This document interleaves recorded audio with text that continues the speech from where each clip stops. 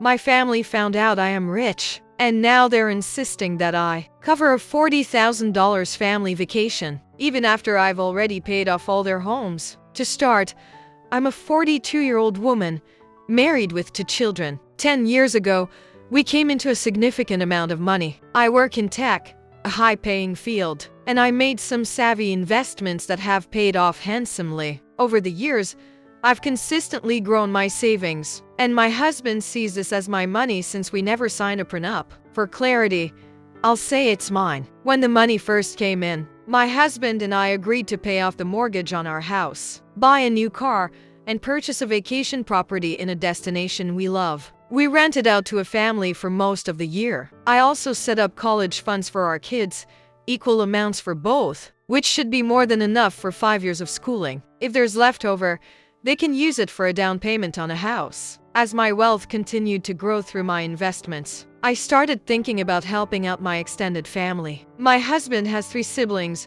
and together, they have 6 kids. My sister also has 2 children. We decided to set up college funds for all the nieces and nephews, the same as we did for our own kids, with the same rules. I would ensure everything was paid, and any leftover funds would go to help with their future housing. When my eldest niece started college, I paid her tuition directly to her parents to keep things fair. She graduated on time, and there was some leftover money that went towards her future. To ensure everything was equal, I had an accountant friend of mine look into the best way to help my brother and one of my sisters-in-law with their mortgage. I ended up paying off most of their debt. I also sent my parents on a nice vacation after their house was paid off. I helped my in-laws with their living expenses too. I even set up college funds for the kids of some close friends. As a treat for my husband, Alex and I took a trip with both our extended families. At this point, everyone seemed grateful. However, one of my sisters-in-law always seems to crave attention, particularly when it comes to her children. She acts sweet to my face but has been talking behind my back, making passive-aggressive comments about me and my career. The way she does it is always in such a way that if I respond, I'd look like the bad guy. My go-to response is to act oblivious, subtly point out her contradictions, and let her embarrass herself. It's worked many times. In recent years, my sister-in-law has started dropping hints that I should pay for a lavish overseas vacation for her family, since I have the funds. Keep in mind,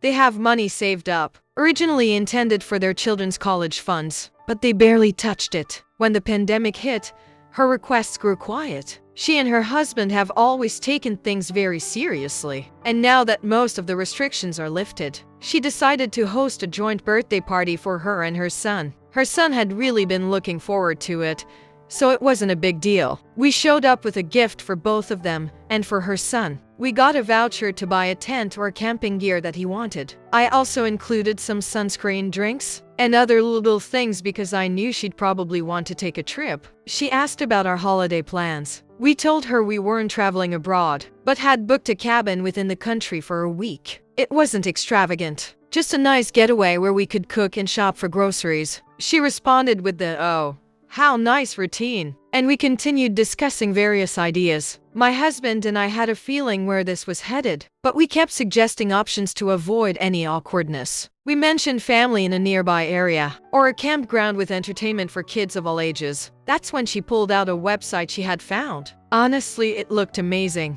An all-inclusive water park, a spa, and all the luxuries you could think of. The price for a family of 7 was $40,000.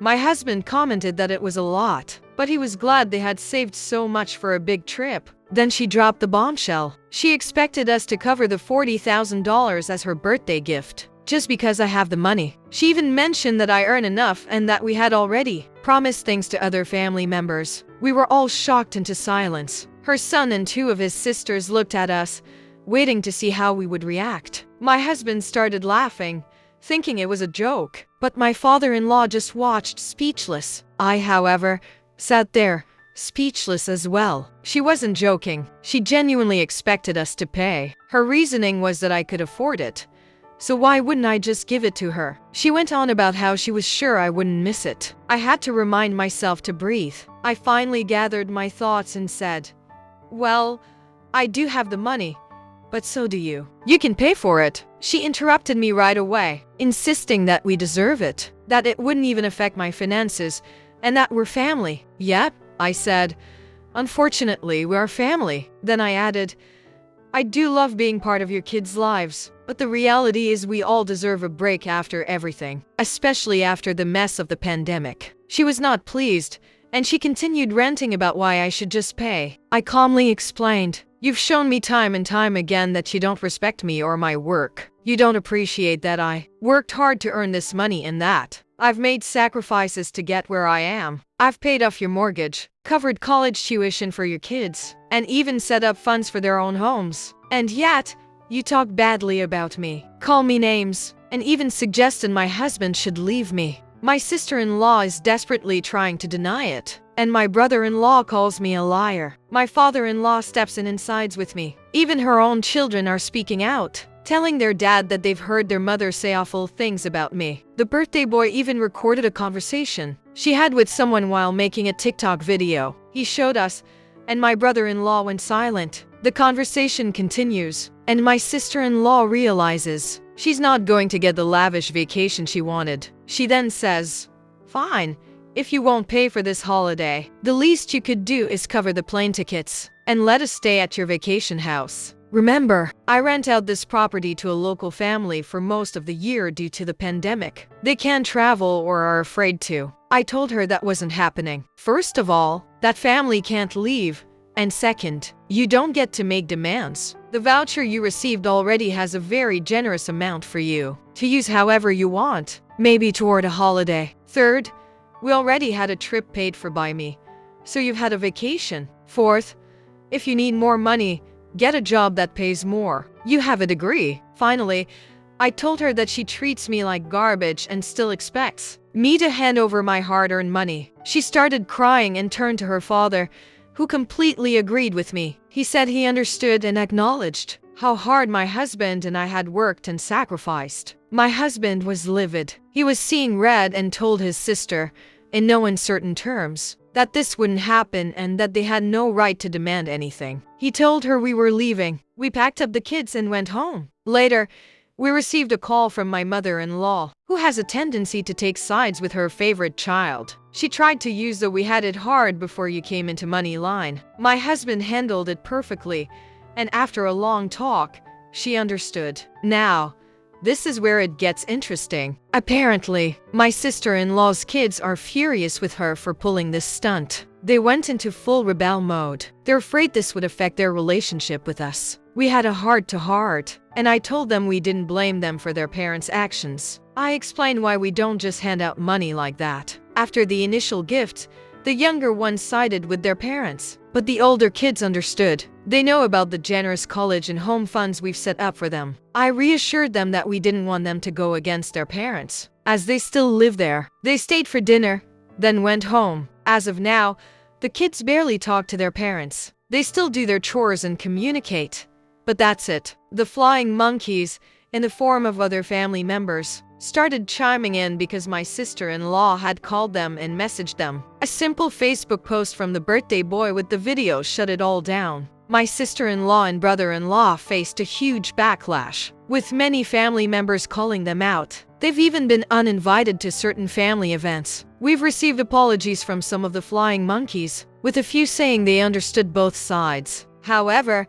the one thing that still bothers me is how my parents-in-law are stuck in the middle, especially my mother-in-law, who is very family-oriented. Some of you might wonder why I didn't just give the money. One reason is the way my sister-in-law treated me even before I came into money. Another reason is that I'm simply uncomfortable handing out money. Now, here's part 2 of the story. My sister-in-law was incredibly disappointed and angry that I didn't give in to her demands. We had some flying monkeys try to intervene on her behalf, but most of them understood our position and backed off. Unfortunately, now the whole family knows that we have a lot of money in the bank, because my sister-in-law spilled the beans to everyone, complaining about us. They started discussing things among themselves, with their children involved. Some of the aunts, uncles, and cousins didn't think it was fair that I had paid for certain college funds for some of the children in our extended family, or that I had covered a family holiday shortly after the fallout with my sister-in-law. My aunt and uncle, who rarely intervene in anything, called me something they never do. I had my phone on speaker while I was folding laundry, and they asked how things were going and how we were holding up during the pandemic. We exchanged stories about our experiences, and then they got straight to the point. The conversation started like this. We hear you've set up some college funds for some of the kids of certain cousins. Is that true? Yes, that's true. I'm not lying, I replied. They continued. And it's also true that you took your mother-in-law, father-in-law, and 2 of your sisters-in-law and their families on holiday. Yes, we did, I said, though I was starting to feel uneasy. Well, we never knew you had so much money. But now that we do, we want you to pay for our grandchildren's college funds as well, they said. Each one should get $800,000, and we want a holiday home like yours. But in this specific location, we already have one, but we want you to buy us another one. Plus, since you have the money, we want you to pay for our next family holiday too. I was left in stunned silence, barely able to process what they were asking. Then they continued ranting about how they deserved it. Because we're family and family takes care of each other. My husband, who had overheard the conversation, was getting angrier by the second. I had secretly started recording the call halfway through, and I asked them to repeat their demands. Once they finished, I asked if there was anything else they needed to say. When they didn't,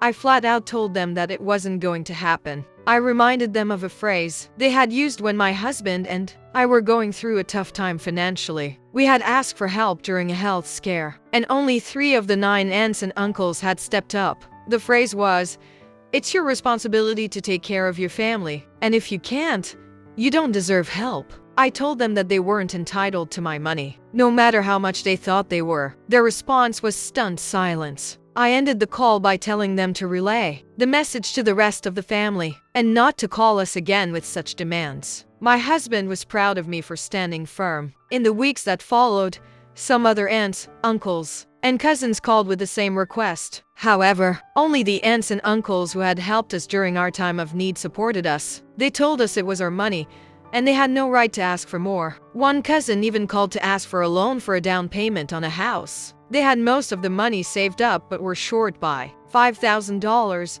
I agreed to help them, as they were responsible about their savings and just needed a little assistance to get the house sooner. Just now, I saw that I had received the first half of the payment, which sparked another huge uproar among the aunts, uncles, and cousins. We ended up having a Zoom call, and I explained to them my reasons for not giving in. I told them that they could always approach me when they genuinely needed financial help, but under a legal contract to ensure fairness and avoid anyone feeling taken advantage of. My cousin, who had borrowed money before, even showed the certified loan document, and everyone seemed to understand, though not entirely happy. Some accepted that they could come to me for help when necessary, but for others, that wasn't enough. Then came the cherry on top. I came home last week on a weekday to find a lot of cars parked on what is usually a nearly empty street. I had to pass my house to park on the other side of the block. About 15 to 20 of my aunts, uncles, and cousins had gathered in the front yard, so much for social distancing. Afterward,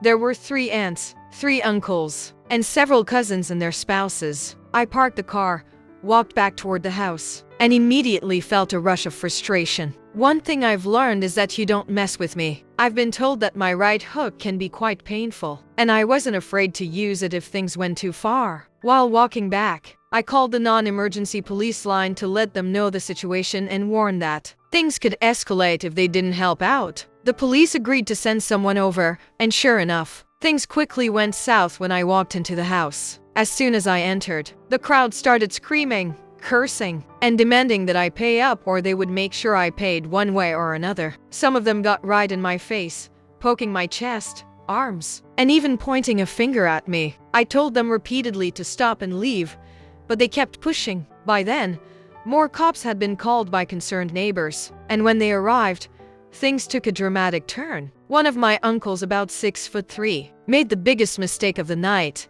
He slapped me, a woman of just 5'2". He did it in front of the police, and the entire crowd went silent. He got right in my face, still raising his hand to strike me again, and ranted about how I had to obey him because he was one of the elders. That was the moment I knocked him to the ground. He wasn't unconscious, but he was clearly rattled and stunned by the punch. The police were quick to move in, separating the crowd from me. Some of my relatives fled to their cars and drove off, while the rest faced very angry cops. A few received fines for breaking social distancing rules, and there was talk of potential charges being pressed. I was fine, just some bruised fingers, but my uncle had a broken cheekbone. My security cameras, which captured everything, are now in the hands of the DA. Some family members have since distanced themselves from the chaos. Honestly, I feel terrible about the situation, like I've torn my family apart simply because I refuse to hand out my money. My husband says that the money I earned is mine to decide what to do with, but I still feel conflicted. I'm even considering setting up some college funds for the other kids, but I'm not sure. It feels like standing my ground can be swayed by violence, threats, and harassment, and I am so sick of it. It seems like every time someone comes into a large sum of money, whether from inheritance, work, or success, things like this happen. It's surprising because I thought I had a clear, fair plan in place, trying to make everything as equitable as possible. I paid off mortgages, covered kids' college tuition, and even considered down payments for future houses. But still, there's more demand. Asking for a $40,000 vacation is beyond outrageous, and she wants the money for a trip I wouldn't even be part of. If you were in my shoes, how would you handle this situation? Would you spend the money on your family, or would you avoid this kind of backlash? Let me know your thoughts.